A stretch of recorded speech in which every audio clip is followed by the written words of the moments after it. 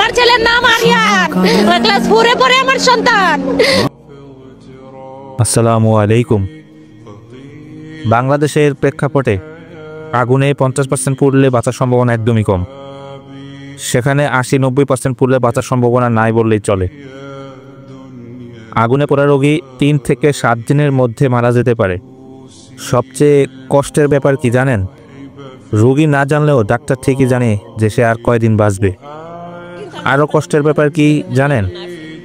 রোগীর আত্মীয় জানতেছে কথা বলা মানুষটা 2-1 দিনের মধ্যেই চলে যাবে।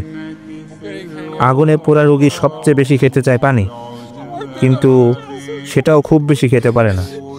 শেষ কয়েকদিনের খাবার থাকে শুধু পানি এবং জুস। এর থেকে কষ্টের আর কি হতে পারে? এই পৃথিবীতে সবচেয়ে কষ্টের মৃত্যু কি জানেন? আগুনে পোড়া মৃত্যু। রোগীর পোড়া যখন 90%-এর উপরে হয়, তখন তার মৃত্যুটা থাকে শুধু সময়ের অপেক্ষা। ডাক্তার তখন সর্বোচ্চ ওষুধ দেয় যাতে মৃত্যুর পূর্ব মুহূর্তে একটু কষ্ট কম হয়। এই ব্যথা একটা ফ্যামিলি কিভাবে সহ্য করতে পারে?